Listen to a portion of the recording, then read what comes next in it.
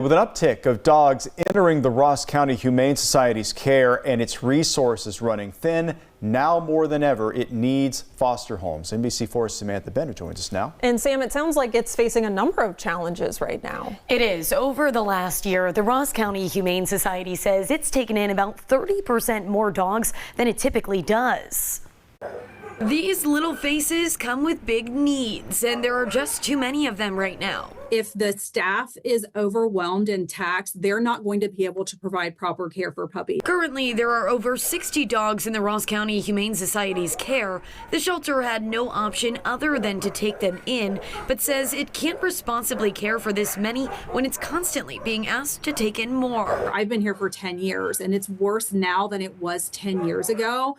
And I think that we have conditioned people to think that we can solve all of the problems and help all of the dogs. But we're at a point right now where there's just more of a need than we have a resource. Today, I spoke with Executive Director Jen Thomas over Zoom because just this morning, the shelter took in puppies with parvo, a contagious virus that causes severe illness in young and unvaccinated dogs. People here are not vaccinating their dogs, at least the dogs we're getting. And so when you get a litter of puppies and one of them is sick, at least you've only exposed a litter of puppies. But when we have 50 puppies and someone gets sick, it's a crisis. Thomas says they've been struggling with this quite a bit lately, taking in litters of sick puppies, which can be quite costly and dangerous. As the shelter works around the clock to give the pups a second chance, it needs the community's help in opening up their homes. We don't care if you live in an apartment. We don't care if you have a fence. We don't care if you live in the city or the country. You just have to,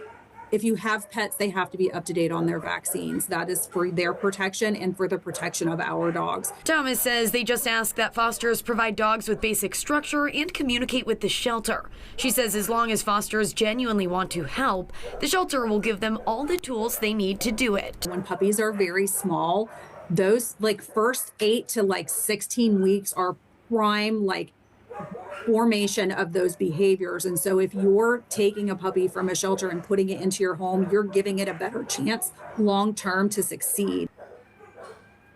The typical time period to foster is 2 to 5 weeks, and fosters always get the first choice to adopt. We'll have more information on how to apply to foster a dog over on NBC4i.com. Thanks for watching. For more NBC4, download the NBC4 streaming app. You'll get free 24/7 local programming streamed straight to your living room. Just search NBC4 Columbus on your Apple TV, Amazon Fire, or Roku.